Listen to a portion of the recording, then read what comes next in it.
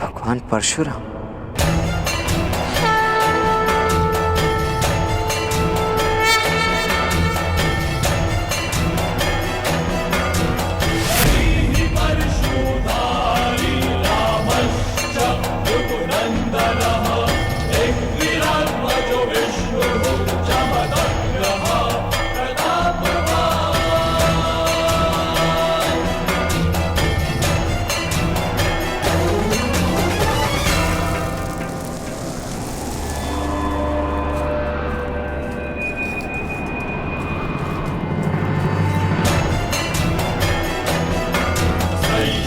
जिन तक पहुंचने के लिए इतना तप किया, उनका तप व्यर्थ नहीं जाने दे सकता मैं।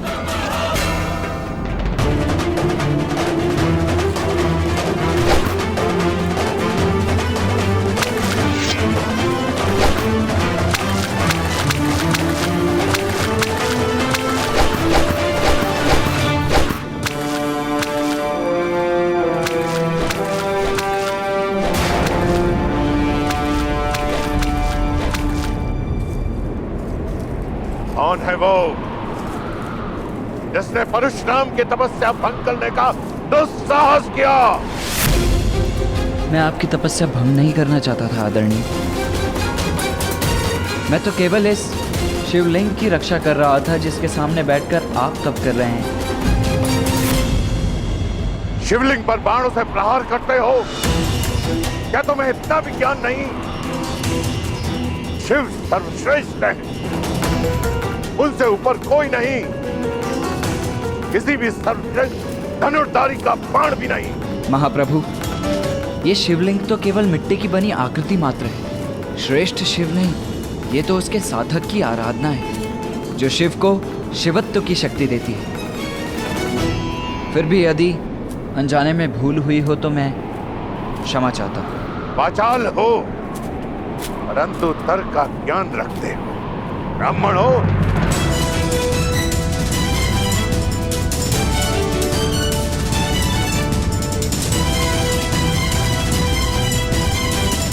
चारों वेदों का ज्ञान जिसे हो वो कौन हो सकता है महात्मा? प्रश्न का उत्तर प्रश्न से नहीं दिया जाता है बालक। स्पष्ट शब्दों में अपना परिचय दो। कौन हो तुम? कहां के ब्राह्मण हो? जब एक सूत को शस्त्र विद्या प्राप्त करने का अधिकारी नहीं। यदि तुम परशुराम जी को पा सके तो तुम्हें शिक्षा नहीं देंगे, वो केवल ब्राह्मण को शिष्य बनाते हैं। मैं कर्ण हूं, हस्तिनापुर का ब्राह्मण। मैं आपसे धनुर्विद्या का ज्ञान लेना चाहता हूं गुरुदेव। इतना भी प्रयास करो बालक, सूखे कुएं से जल की प्राप्ति नहीं होती है। मैं अध्यापन के कार्य से मुक्त हो चुका हूं और अब मैं किसी को शिक्षा नहीं देता हूं। जाओ यहां से, जाओ। जानता हूं, कुएं और सागर में यही तो अंतर होता है। सागर कितना भी सिकुड़ जाए, उसमें इतना जल अवश्य होता है कि वो संसार की प्यास बुझा सके। और आप ज्ञान के सागर हैं गुरुदेव। तुम बार बार मुझे गुरुदेव के नाम से संबोधित क्यों कर रहे हो? मैंने अभी तक तुम्हें अपना शिष्य नहीं चुना। भगवान अपना भक्त नहीं चुनते, भक्त अपना भगवान चुनते हैं गुरुदेव। और मैंने आपको अपना गुरु स्वीकार कर लिया है। तुम्हारे तर्क मुझे प्रवृत्त नहीं कर सकते हैं कर्ण। परंतु क्यों?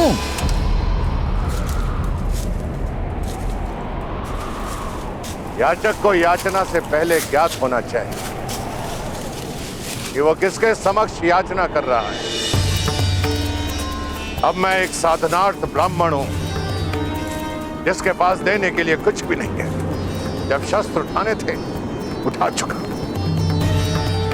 शस्त्र शास्त्र की विद्या जिसे देनी थी दे चुका। अब ना मुझ में किसी को सिखाने का धैर्य है और ना मुझसे किसी को सीखने की पात्रता। पात्रता तो केवल परीक्षा से सिद्ध होती है ना गुरुदेव। मुझे एक अवसर दीजिए। यदि मैं योग्य सिद्ध हुआ तो कदाचित आपको भी सिखाने का मन हो जाए। बाणों का छोटा सा माया जाल रचकर, कुछ तर्क देकर तुम्हें लगता है कि तुम मेरा शिष्य बनने योग्य हो? नहीं गुरुदेव, मैं ये नहीं कह रहा कि मैं योग्य हूं, किंतु आपसे एक निवेदन है। मुझे एक अवसर तो दीजिए अपनी योग्यता और अयोग्यता प्रकट करने के लिए।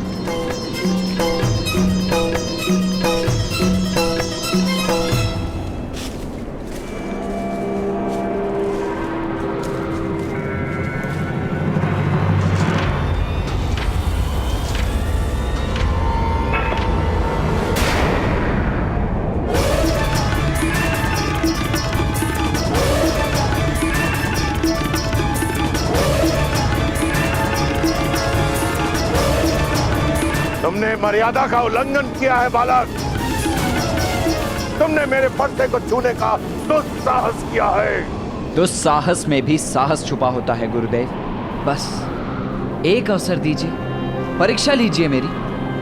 मैं अपनी माता को वचन देकर आया हूं कि विश्व का सर्वश्रेष्ठ धनुर्धर बनकर लौटूंगा या कभी नहीं लौटूंगा। आप भी मात्र भक्त हैं।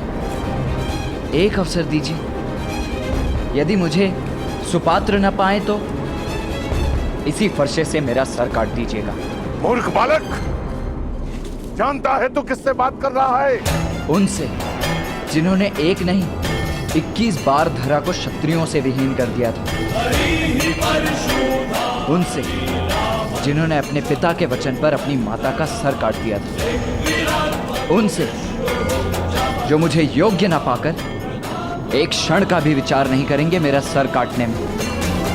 अपने प्राणों के मोल पर बस एक अवसर मांग रहा हूं। याचक को खाली हाथ नहीं जाने दिया जाता गुरुदेव।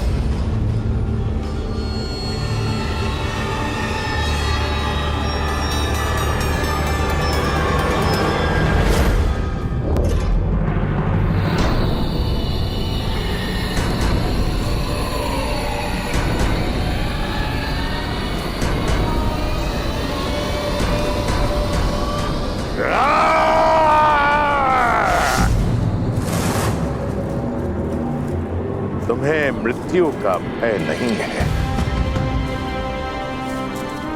ठीक है, मैं तुम्हें सुपात्र सिद्ध होने का एक अवसर अवश्य प्रदान करूंगा। धन्यवाद गुरुदेव। अभी मैंने तुम्हें उठने के लिए नहीं कहा। दीक्षा करो जब तक मैं लौट कर नहीं आ जाता।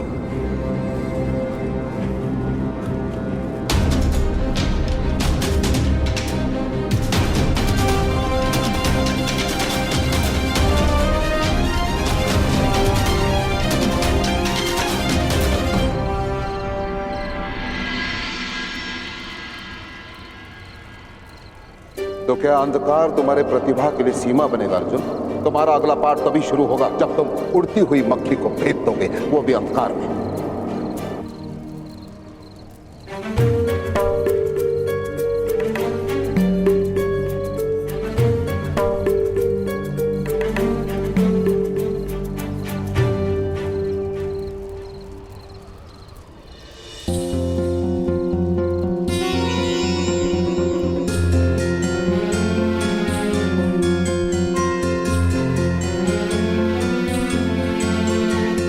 भ्राता भीम,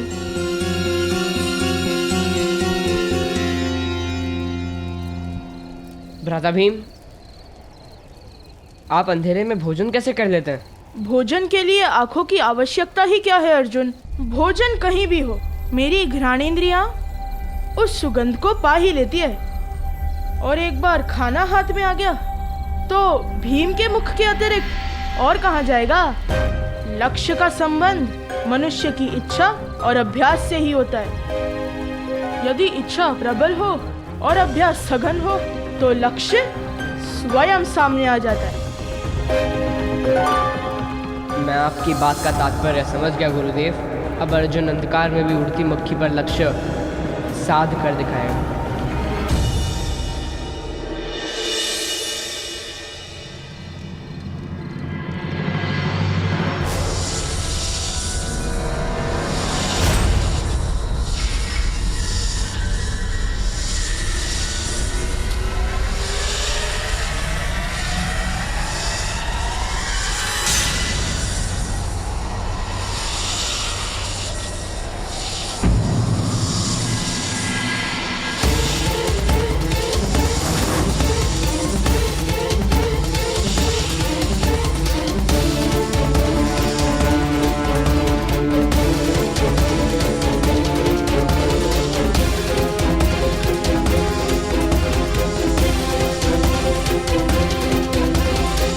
उठो। सर्प के इतने समीप आने पर भी तुम हिले नहीं। मेरे लिए सर्प का भय नहीं, गुरु का आदेश अधिक महत्व रखता है। मेरे गुरु का आदेश था जिसे मैं किसी भी मूल्य पर टाल नहीं सकता था। अच्छा, इतनी बड़ी बात। यदि इस जीवन में अवसर मिला तो इसे सिद्ध भी करके दिखा दूंगा गुरुदेव। ठीक है, मैं तुम्हें 3 कार्य सौंपता हूं। यदि तुम उन कार्यों में सफल हुए तो मैं तुम्हें अपना शिष्य बनाने के बारे में अवश्य विचार करूंगा। आदेश करे गुरुदेव। यहां पास में ही एक जल स्रोत है जहां से मैं अपने लिए संध्या के लिए जल लेकर आता हूं, परंतु कुछ समय से वो जल स्रोत अवांछनीय बाधाओं के कारण अविरोध हो चुका है। तुम जाकर उसे हटाओ।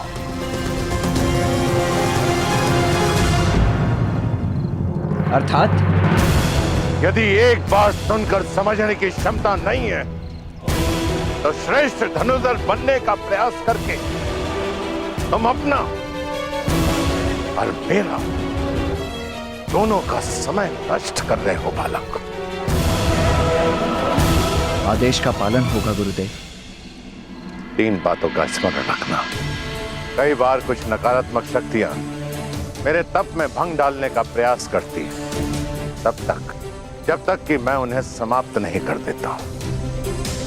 दूसरी बात, जल स्रोत का अविरोध हटाने के लिए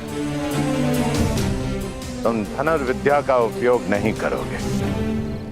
तीसरी और अंतिम बात, सूर्यास्त तक जल स्रोत का अविरोध हटाने में यदि तुम असमर्थ रहे तो घर लौट जाना। ब्रह्म हत्या का पाप मैं अपने सर नहीं लेना चाहूंगा।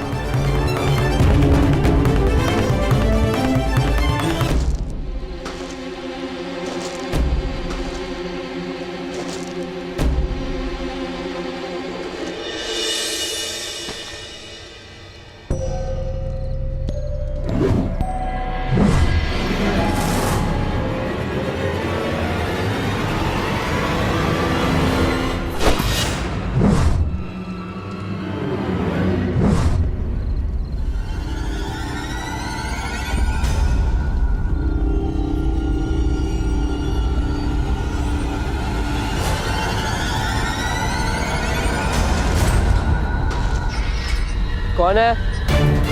कौन है? सामने आओ।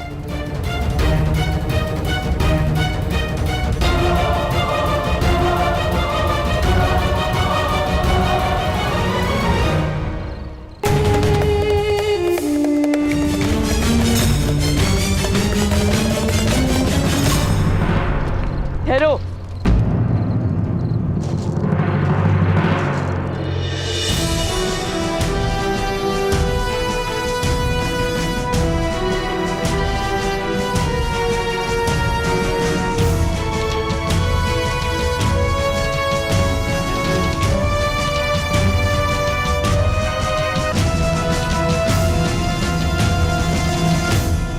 कौन हो तुम?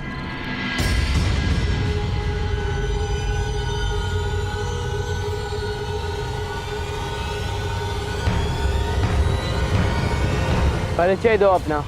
मैं एकलव्य हूँ।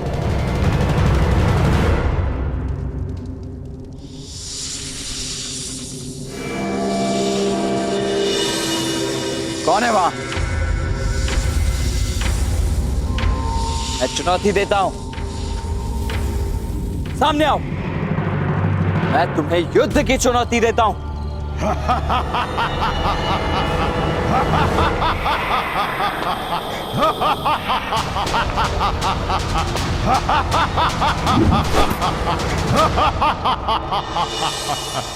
आपको शब्द भेदी बाण चलाने का अभ्यास करते देखा तो रुक गया। कठिन कार्य है, समय लगता है, परंतु सीख जाओगे, जैसे मैं सीख गया। असफलता से भयभीत मत होना। तुम शब्द भेदी बाण चलाना जानते हो? किससे सिखाया तुम्हें? किसी ने नहीं, स्वयं अभ्यास से सीखा है, गुरु की प्रेरणा से सीखा है। अपने गुरु के विषय में बताओ। आचार्य द्रोण मेरे गुरुदेव।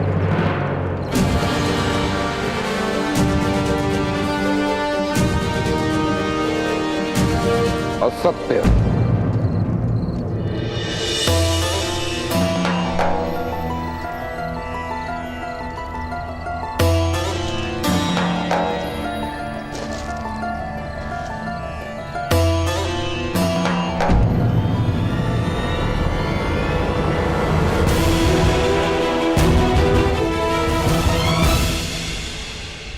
तुम मेरे शिष्य नहीं हो सकते।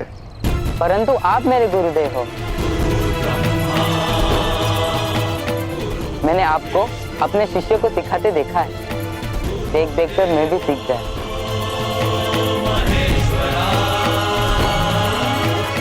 मैंने आपको देखा और अभ्यास किया, आपकी मूर्ति के समक्ष। आप मेरे मानस गुरु हैं आचार्य। मुझे विश्वास नहीं होता।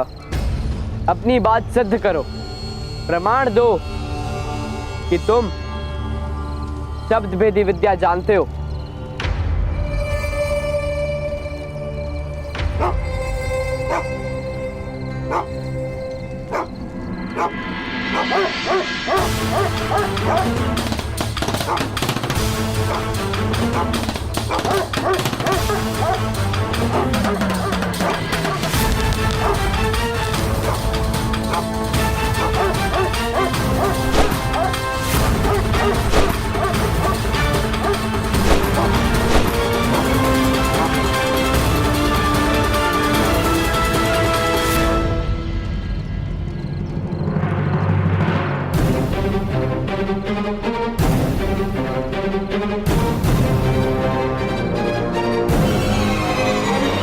प्रमाण मिल गया राजपुत्र। अद्भुत। तुम्हारी जितनी प्रशंसा की जाए उतनी कम है। प्रशंसा शिष्य की नहीं, आचार्य की जाती है गुरुदेव। आपकी श्रद्धा की धनुर्विद्या सद गई, सब आपके चरणों का प्रताप है।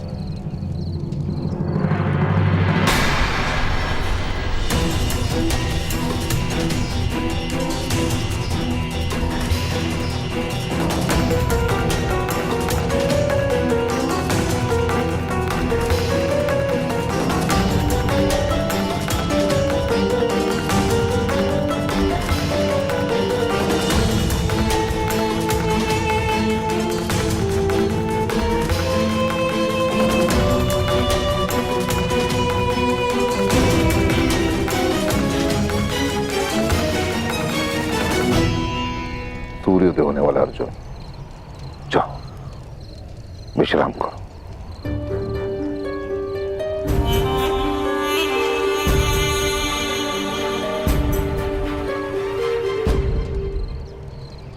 बालक, क्या मुझे देखकर तुम्हें भय लग रहा है?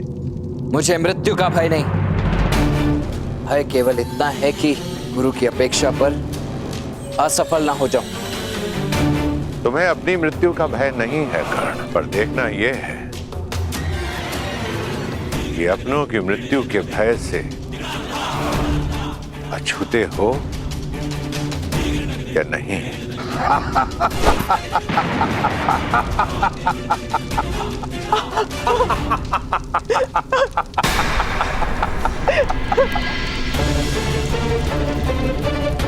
माता, अब क्या करोगे कर्ण? माता! करो, प्रहार करो। क्यों रुक गए हो? अब केवल तुम्हारे पास एक ही मार्ग है। वापस लौट जाओ वापस। इसी में तुम्हारी माता सुरक्षित रहेगी। अब निर्णय तुम्हारे हाथों में है। माता के वचन को अगर पूरा करने निकले तो कहीं माता को ही ना खो देना, और अगर वचन पूरा कर भी लिए तो उसका क्या लाभ? जाओ, निकल जाओ यहां से।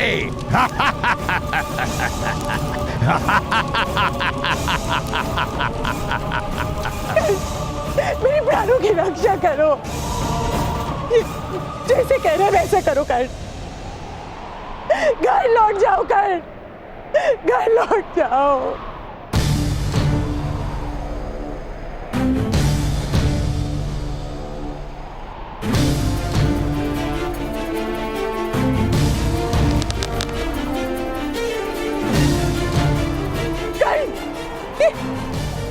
क्या कर रहे हो तुम? ये मार डालेगा मुझे। घर लौट जाओ, घर लौट जाओ कर। नहीं, नहीं।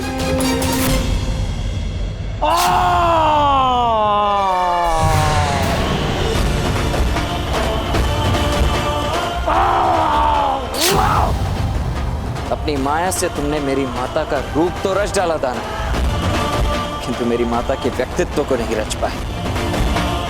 राधे की माता के प्राण यदि संकट में भी हों तब भी वो भले अपने प्राण दे दे, किंतु कभी मुझे अपने लक्ष्य से पीछे हटने को नहीं कहेगी।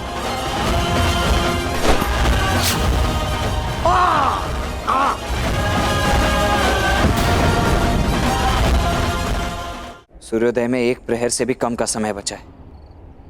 मुझे शीघ्र ही जल स्रोत तक पहुंचना होगा।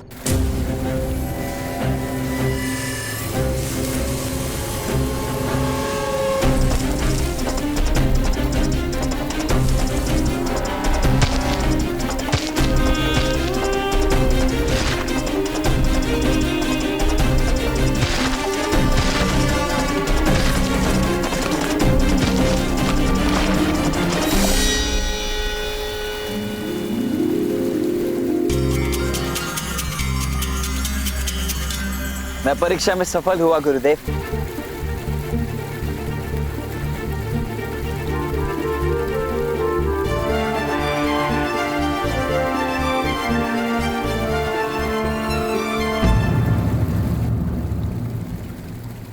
ये जल प्रवाह पुनः क्यों रुक गया?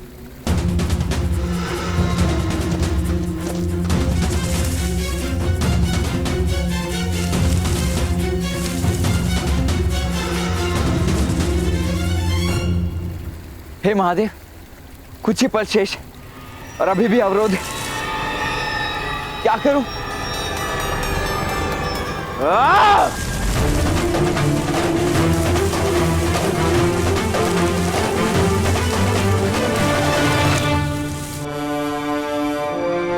मैंने जल मांगा था बालक।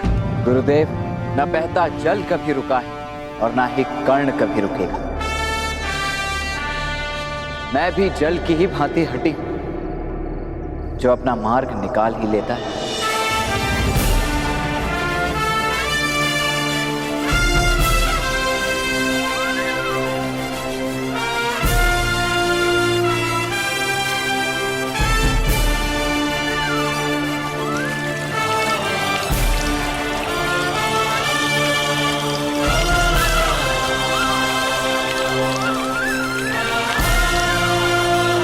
अब आप मेरे मार्गदर्शक बने। उसके लिए अभी 2 लक्ष्य शेष हैं। ध्यान से सुनो, तुम्हारा दूसरा लक्ष्य क्या है? मुझे आम चाहिए, तुम्हें इस कार्य को करने के लिए केवल और केवल 1 सप्ताह का समय है। क्या एक आम? 1 सप्ताह क्यों गुरुदेव? मैं आज ही आपकी सेवा में आम प्रस्तुत करता हूं, बल्कि अभी। लक्ष्य प्राप्त करने के लिए नियम तो सुनते जाओ। पहला, मुझे वो आम चाहिए जो अपने आप डाल से अलग हो और भूमि पर ना गिरे। भूमि पर गिरने से पहले तुम्हें उस आम को लपकना होगा। और दूसरा, वृक्ष को छूना और उसे किसी भी प्रकार से हिलाना निषेध होगा। समझ में आया?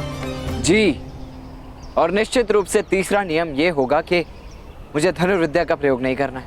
अर्थात इस वानर में भी तनिक बुद्धि है। अब खड़े होकर मेरा मुख क्या देख रहे हो? कुछ दिनों में आम की ऋतु समाप्त हो जाएगी। यदि तुमने मुझे आम लाकर नहीं दिया तो अपना मुख मेरे समक्ष मत लाना।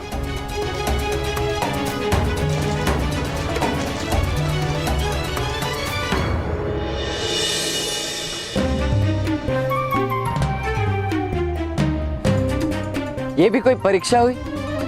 बस एक आम लेकर आना है। मैं आज ही प्रस्तुत कर दूंगा।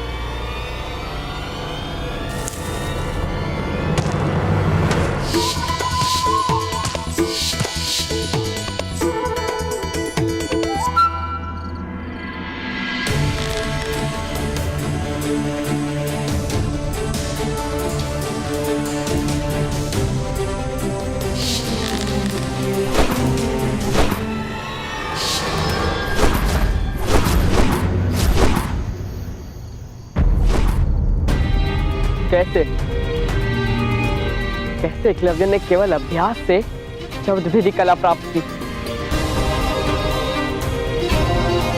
यदि उसने प्राप्त की तो मैं क्यों नहीं कर पा रहा?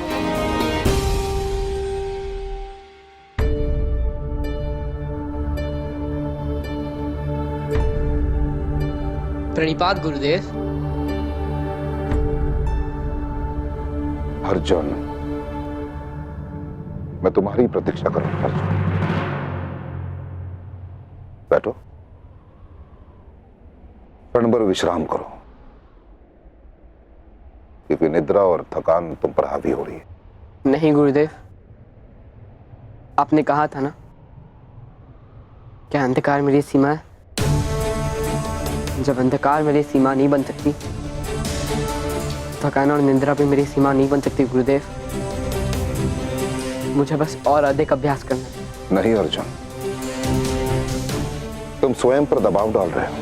और ये सत्य है कि निश्चित रूप से दबाव मनुष्य को कठोर और श्रेष्ठ बनाता है, परंतु सीमा से अधिक दबाव मनुष्य को तोड़ देता है, जो मैं नहीं चाहता।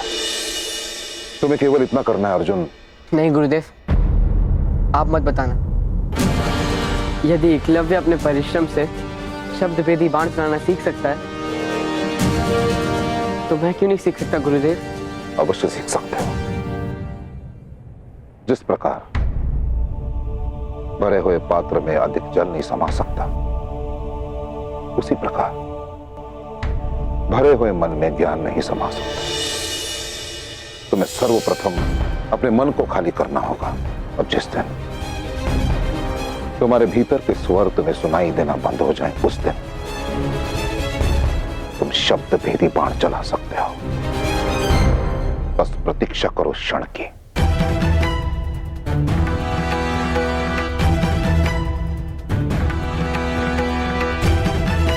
अर्जुन,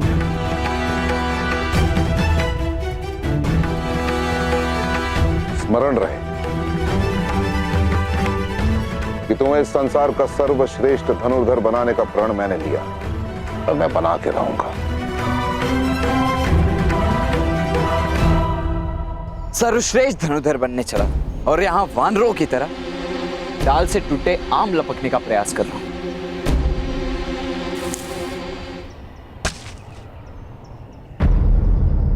मुझे आभास कैसे हुआ कि एक और आम गिरने वाला है?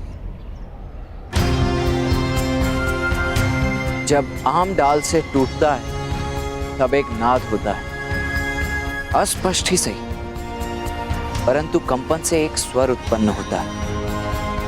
मुझे टूटकर गिरते हुए आम के स्वर को समझना होगा।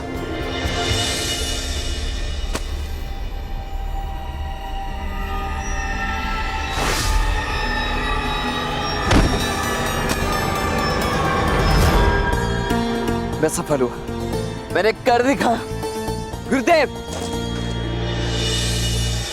राधा भीम, अपनी गदा मेरी ओर फेंकिए। पर कोई प्रश्न नहीं, कोई स्वर नहीं, कोई शब्द नहीं, बस अपनी गदा मेरी ओर फेंकिए। दुशासन, लगता है अर्जुन निराश होकर आत्महत्या करना चाहता है।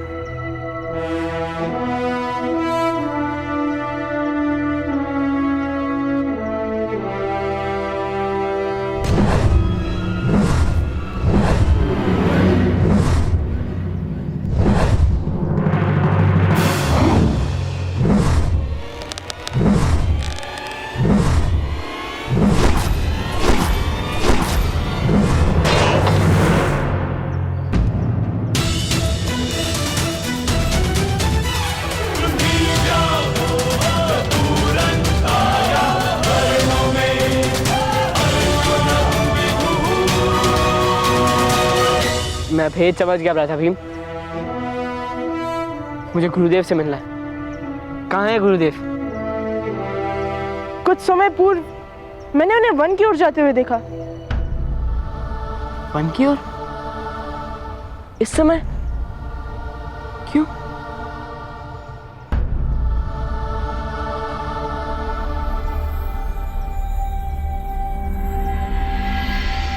देखिए, बिना बाण या बल का उपयोग किए मैंने उन्हीं नियमों के साथ इस फल को प्राप्त किया है जो आपने बताए थे। तीसरी चुनौती सुनो कर्ण। गुरुदेव, तीसरी चुनौती धनुर्विद्या की होनी चाहिए। यदि नहीं हुई तो? मैं समझ नहीं पा रहा हूं कि आप ऐसा क्यों कर रहे हैं गुरुदेव। यदि परीक्षा लेनी ही है तो मेरे लक्ष्य संधान की लीजिए। इस भांति विचित्र परीक्षाएं क्यों ले रहे हैं जो किसी काम की नहीं? यदि तुम्हें अपनी धनुर्विद्या पर इतना गर्व है तो मेरे पास सीखने की याचना लेकर क्यों आए? यदि मुझसे ज्ञान प्राप्त करना है तो तुम्हें प्रारंभ से आरंभ करना होगा। मेरे साथ तुम्हारी यात्रा श्रेष्ठ से सर्वश्रेष्ठ तक होगी। दैत्य की माया को समझकर, जल प्रवाह के अविरोध को हटाकर और राम लाकर तुमने अपनी सभी परीक्षाओं में अपनी योग्यता का परिचय दिया है, परंतु लक्ष्य भेदने में तुम कितने सक्षम हो यह जानना भी शेष है। तीसरी चुनौती बताइए प्रभु। तीसरी चुनौती,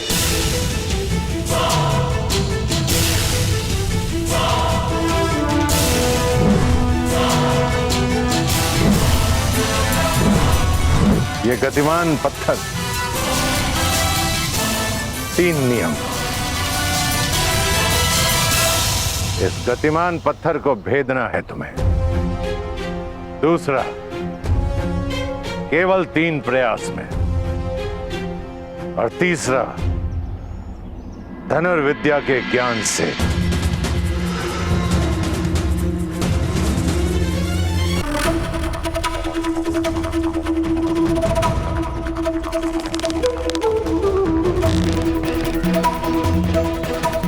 क्रोध। मैं केवल और केवल राजकुमारों को ही शिक्षा देता हूं।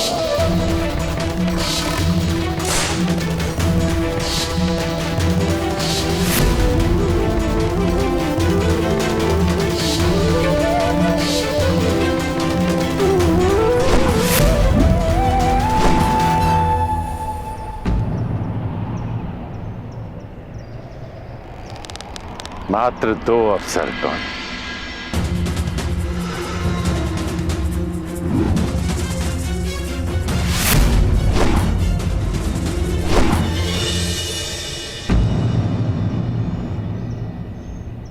अंतिम अवसर कर्ण, अंतिम। यदि इस बार तुम अपना लक्ष्य नहीं भेद पाए, तुम मेरे शिष्य बनने से वंचित रह जाओगे। कर्ण कहते हैं, क्रोध, अशांति, पीड़ा ध्यान केंद्र में सबसे बड़ी बाधा है। अपने क्रोध को, अपनी अशांति को, अपनी पीड़ा को शस्त्र बनाकर इसका उपयोग करो कर्ण, उपयोग करो।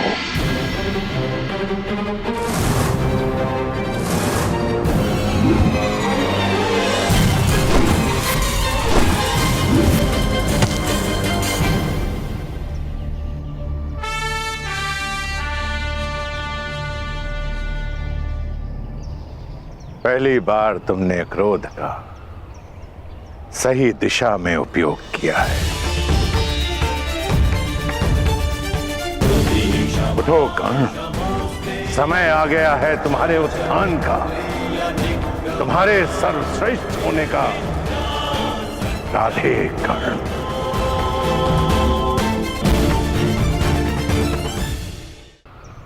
मैं धन्य हुआ गुरुदेव। कहीं मैं स्वप्न तो नहीं देख रहा, क्या सत्य ही आपने मुझे अपना शिष्य स्वीकार किया है? हाँ एकलव्य, मैंने तुम्हारा कौशल्य देखा एकलव्य। यूं समझो कि तुम्हारी शिक्षा पूर्ण हुई। मैं तुमसे गुरु दक्षिणा मांगने आया हूं।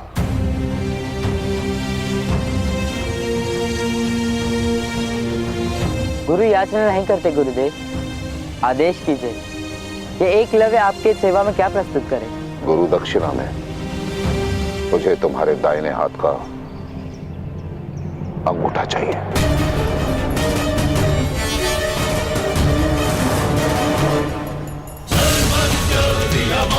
क्यों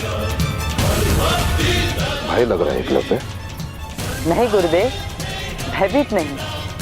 मैं तो बस ये सोच रहा था कि आपने इतनी तुच्छ वस्तु मांगी। आदेश करके देखते गुरुदेव, एकलव्य अपना सर काट के आपके चरणों में रख देता।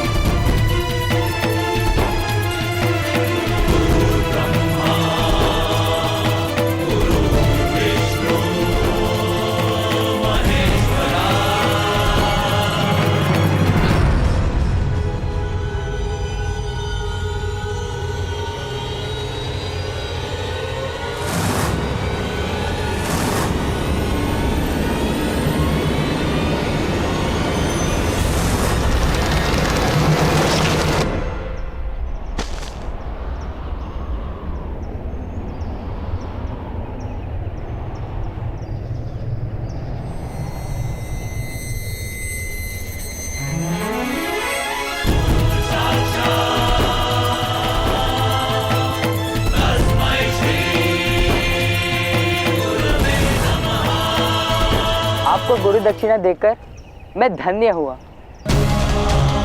और गुरु दक्षिणा के भार से मुक्त थी।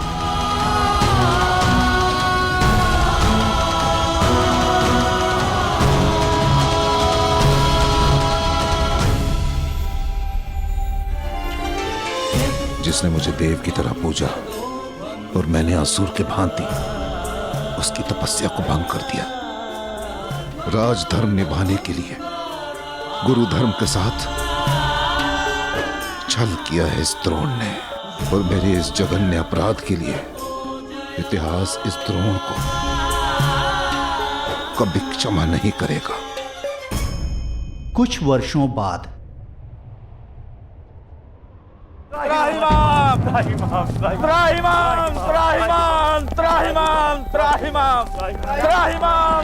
प्रभु, चौमासा बीतने को है, परंतु आकाश से एक बूंद जल नहीं गिरा। यदि अब भी वर्षा न हुई तो महाअकाल पड़ेगा। आपके आश्रम में हर ओर हरियाली है, त्रिशूल वर्षा हुई है, परंतु आपके आश्रम की सीमा से परे एक भी बूंद नहीं गिरी। स्वयं सोचिए प्रभु, ऐसा क्यों हो रहा है? आपका कोप ना सहना पड़े इसलिए आपके आश्रम में वर्षा, और इन निरीह निर्बल प्रजाजनों के लिए अकाल। ऐसा कौन कर सकता है प्रभु? देवराज इंद्र? हाँ प्रभु, वो चाहते हैं कि उनके अतिरिक्त किसी और आराध्य की सेवा न की जाए। प्रभु मदद करो, प्रभु मदद करो, मदद करो। आपके परशु के बल से तो तीनों लोग कांपते हैं प्रभु। आप ही हैं जो इंद्र भगवान को मार्ग पर ला सकते हैं। मैं शपथ ले चुका हूं, मैं कभी शस्त्र नहीं उठाऊंगा, कभी युद्ध नहीं करूंगा। तो क्या इंद्रदेव की मनमानी चलती रहेगी? मैंने ऐसा नहीं कहा। देवराज का अहंकार टूटेगा और अवश्य टूटेगा। देवराज को कर्तव्य का पाठ अवश्य पढ़ाया जाएगा, परंतु गुरु परशुराम के वचनों से नहीं, बल्कि एक शिष्य के बाणों से।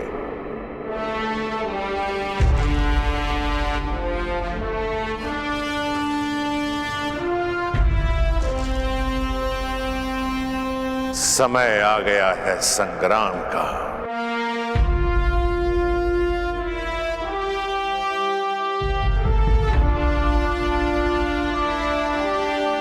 मेरी शिक्षा के परिणाम का, शताब्दियों से संचित पराक्रम बल से अर्जित,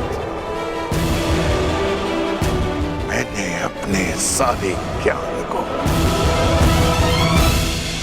एक ही पात्र में उड़ेला है।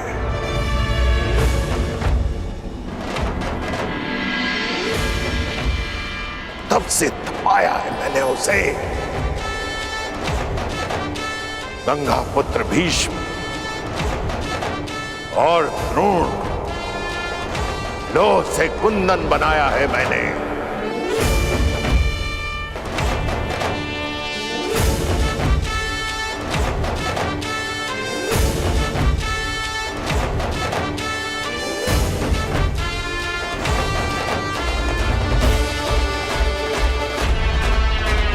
समय आ गया है मेरे इस शिष्य की अंतिम परीक्षा।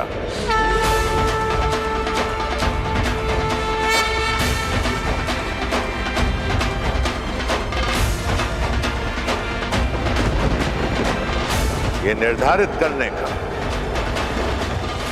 कि मैंने सुपात्र चुना है या नहीं।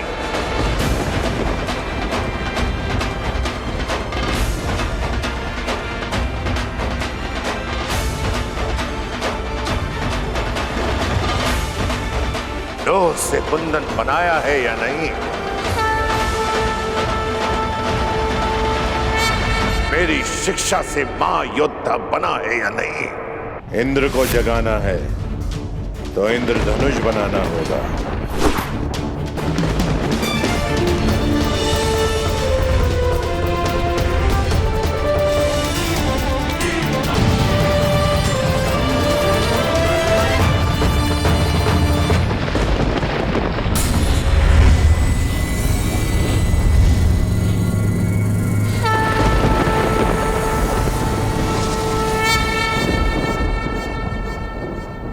प्रसन्न करके आज तक देवराज का आह्वान बहुतों ने किया, किंतु रुष्ट करके मेरा आह्वान करने वाले उद्दंड कौन हो तुम? कर कर कर कर।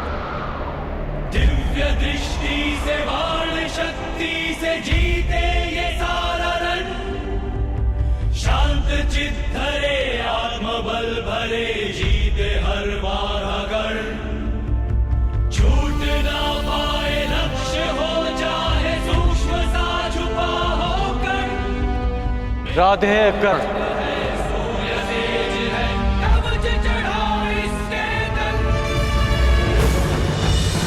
आह्वान करने के केवल दो ही कारण होते हैं, भक्ति के लिए या चुनौती के लिए। परंतु देवराज इंद्र को चुनौती देने के लिए तुम्हारी आयु बहुत कम है। और तुम्हारी उदंडता देख तुम्हें भक्त समझना कठिन। भक्त तो मैं हूं देवराज, परंतु आपका नहीं, अपने गुरु का।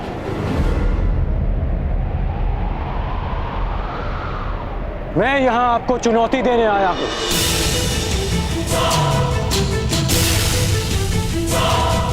मुझे देवराज इंद्र नहीं,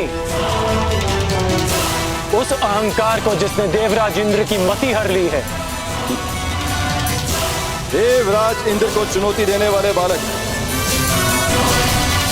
कहां से आए? मैं भी जानने का इच्छुक हूं।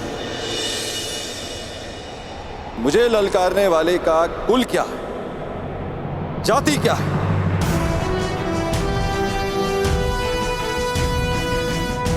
ज्ञानियों की आयु नहीं देखी जाती और ना ही वीरों का कुल पूछा जाता है। वीरों का बाहुबल ही उनकी जाति होती है और शस्त्र ज्ञान उनका कुल। आप बस इतना समझ ले कि यह कर्ण अपने गुरु के आदेश पर आपसे सम्मान सहित यह निवेदन करने आया कि आप अपने मेघों को वर्षा करने का आदेश दें। तो तुम मुझे आदेश दे रहे, देवराज इंद्र को। स्मरण रहे, वर्षा मेरी अधीन है। इसे आज तक मैं इन पृथ्वीवासियों को भेंट स्वरूप देता आया, परंतु मुझे अभी अनुभव होने लगा निःशुल्क में मिलने वाली इन सुविधाओं को ये पृथ्वीवासी सम्मान नहीं करते। इसी कारण मैंने निर्णय लिया है कि पृथ्वीवासियों को वर्षा तब तक प्राप्त नहीं होगी जब तक वह मुझे उचित सम्मान नहीं देंगे। सम्मान और आदर प्रेम देकर अर्जित किए जाते हैं देवराज। बलपूर्वक केवल भय अर्जित किया जाता है। तो भय के कारण ही सही मुझे सम्मान चाहिए। यदि सम्मान मिलेगा तो इन पृथ्वीवासियों को वर्षा प्राप्त होगी और उपेक्षा की तो वज्र। महर्षि दधीच ने अपनी अस्थियां को वज्र बनाने के लिए दी ताकि व्रतासुर जैसे असुरों का नाश हो, ना कि निशक्त प्रजा का विनाश हो। देवराज, आप भूल रहे हैं कि पूजा उस वृक्ष की जाती है जो फल दे, शीतल छाया दे। कांटों से भरे वृक्ष को काट दिया जाता है। सावधान कर्ण, तुम देवराज इंद्र के सम्मान को चोट लगा रहे हो। मैं केवल आपके अभिमान को खींच रहा हूं, जैसे हिमकर्ण स्वयं अपने पानी में पिघल जाता है। अहंकारी का अस्तित्व भी स्वयं उसका अहंकार हर लेता है। अपने मेघों को वर्षा करने का आदेश दे। इसे मेरा अंतिम निवेदन समझे या चेतावनी। और यदि मैंने तुम्हारा निवेदन अस्वीकार किया तो, वर्षा नहीं की तो मेरे बाणों की वर्षा से आपका अभिमान बच नहीं पाएगा।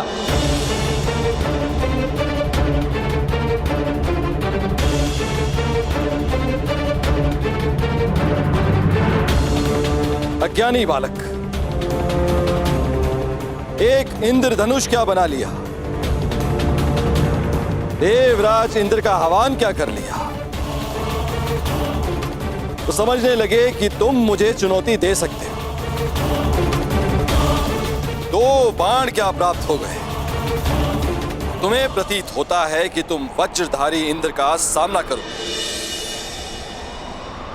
आपको वज्र दान में मिला है देवराज।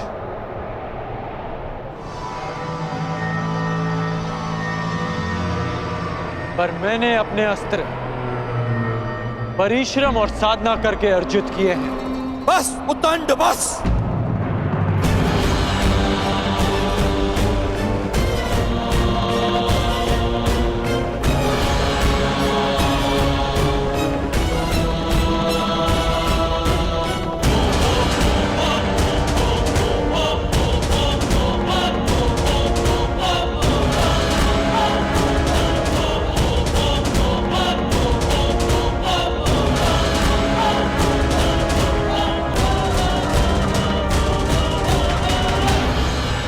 अंध अस्त्र के अंधकार को मिटाने के लिए प्रकाश पुंज चाहिए कर्ण। चक्षुमास्त्र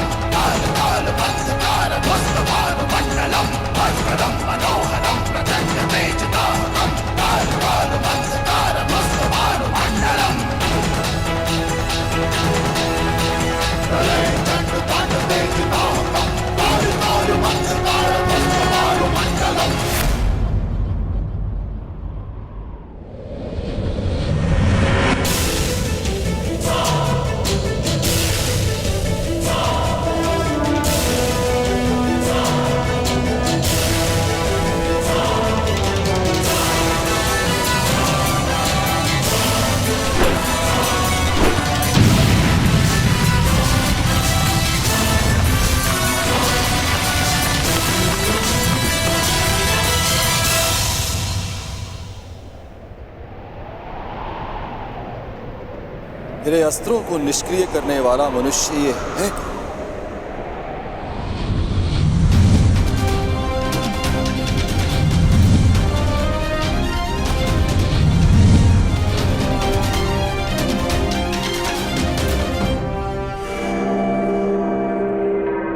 देवताओं को शक्ति मनुष्य की भक्ति से मिलती है,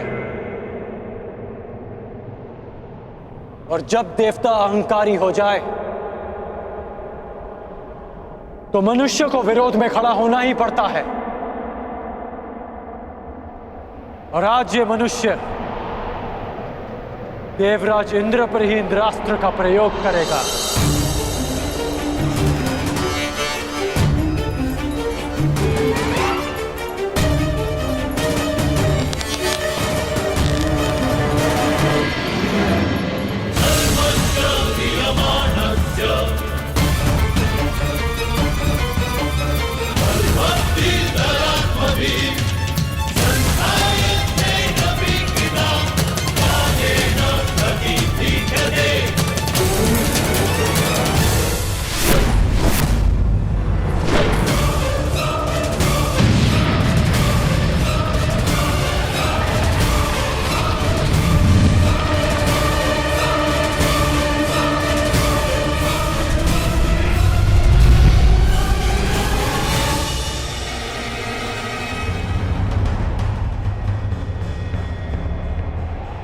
मूर्ख!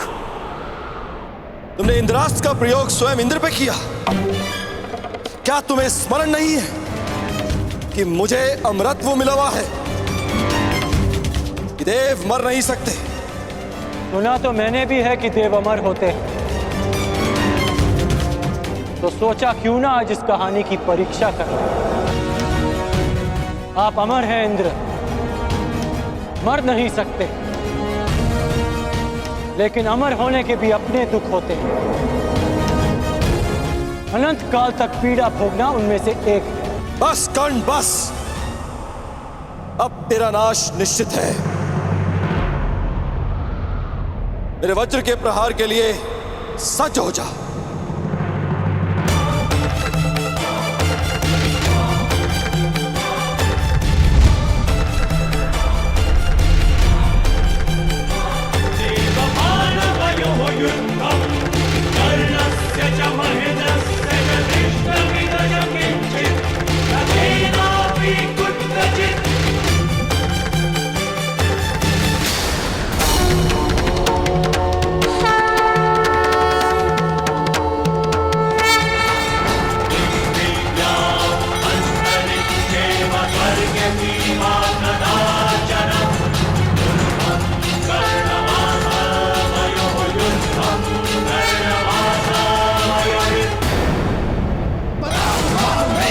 शांभवस्थ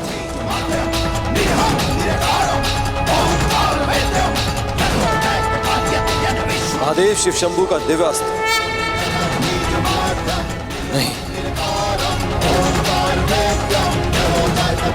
मैं इस पर वज्र से प्रहार कर कर महादेव को रुष्ट नहीं कर सकता।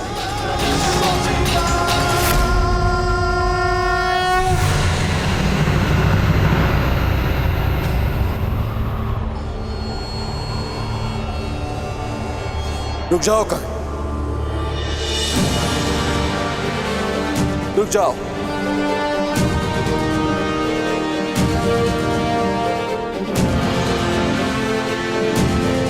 मैं अपनी पराजय स्वीकार करता हूं।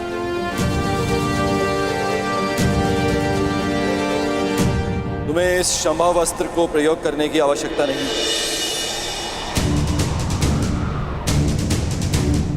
गंगा पुत्र भीष्म और आचार्य द्रोण के अतिरिक्त मैंने किसी धनुर्धारी में इतनी मेधा नहीं देखी, इतना बल नहीं देखा।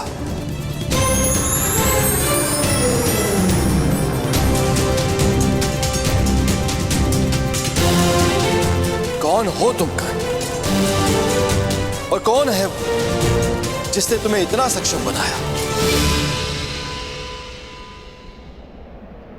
कौन है वो महागुरु? कौन है जिसके शिष्य हो तुम?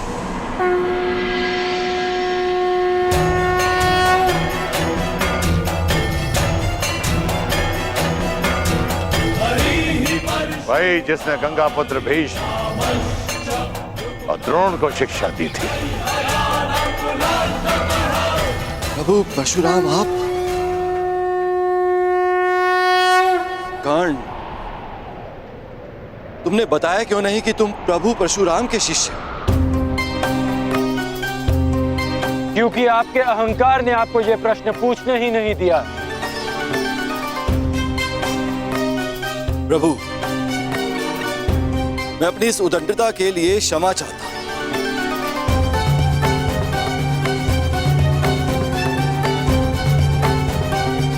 मेरे इस अहंकार ने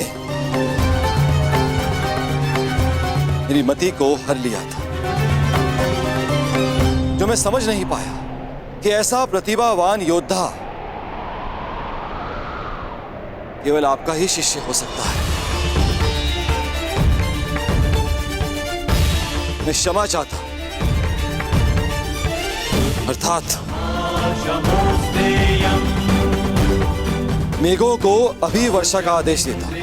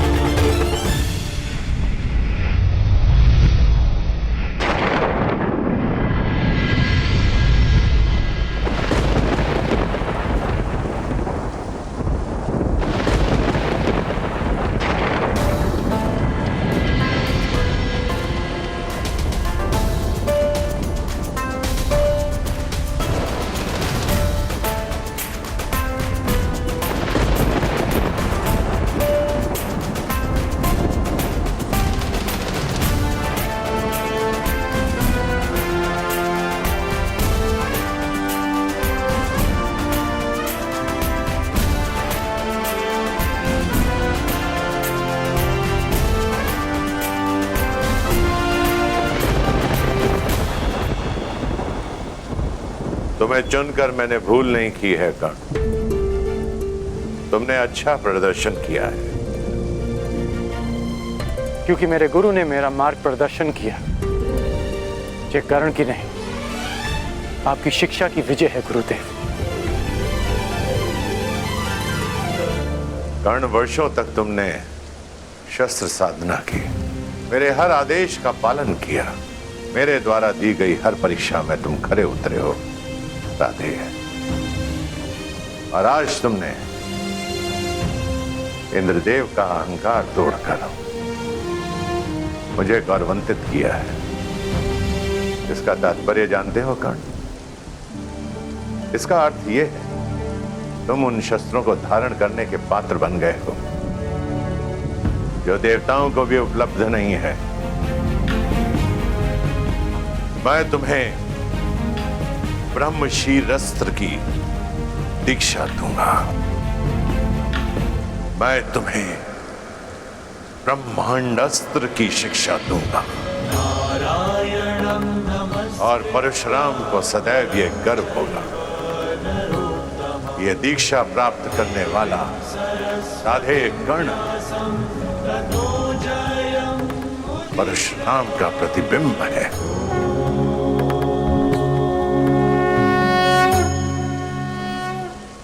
क्षत्रियों के गुणों से युक्त ये ब्राह्मण शिष्य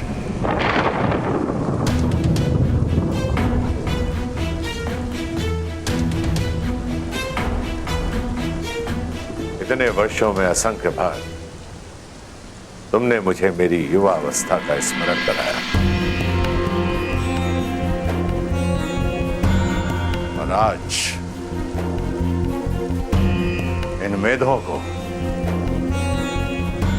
इस नभ को, 7 तल्लों, चारों दिशाओं को मैं साक्षी मानकर सगर्व कहता हूं कि धनुर्विद्या में और युद्ध कौशल में तुम परशुराम के पर्याय, महादेव के अतिरिक्त तुमसे श्रेष्ठ धनुर्धर कोई नहीं है इस संसार में।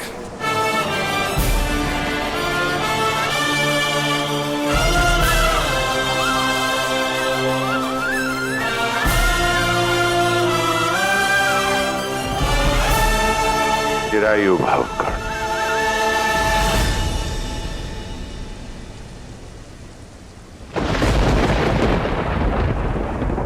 कर्ण कर्ण कर्ण, कौन है ये कर्ण? कहां से आया इसमें इतना बल, इतना कौशल? कहां से पाया इसने इतना तेज? समझ नहीं आया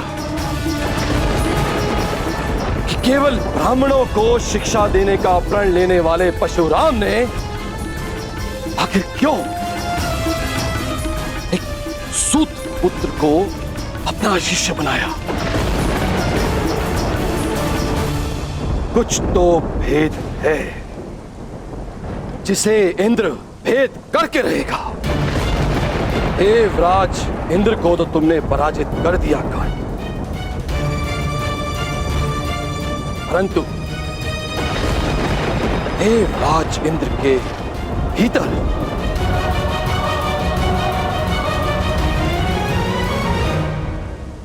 तुमने अपने महाशत्रु को भी जन्म दे दिया।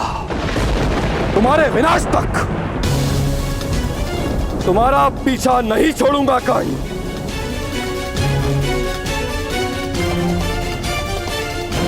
परशुराम तुम्हें संसार का सबसे सर्वश्रेष्ठ धनुर्धारी घोषित कर चुके हैं, किंतु क्षमा करना है धनुर्धारी। मैं इंद्र ऐसा कभी होने नहीं दूंगा, कदापि नहीं। इस संसार का सबसे सर्वश्रेष्ठ, सबसे महान धनुर्धारी केवल वही होगा जिसमें देवराज इंद्र का बल होगा।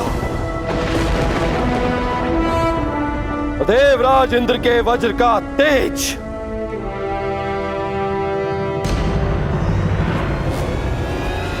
जो स्वयं इंद्र के अंश से जन्मा है, सबसे बड़ा, सबसे उत्तम, सबसे सर्वश्रेष्ठ धनुर्धर बनेगा हस्तिनापुर में शिक्षा ले रहा अर्जुन, जिसने इंद्र का आशीर्वाद अर्जित किया है, वो अर्जुन।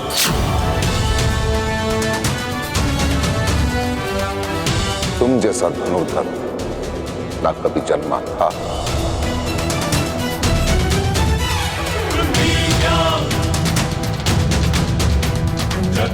ना जन्मा है और ना ही कभी जन्मेगा अर्जुन।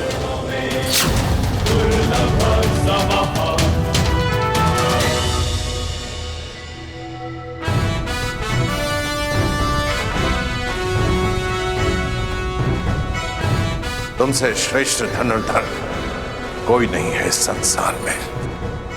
चिरायु भाव का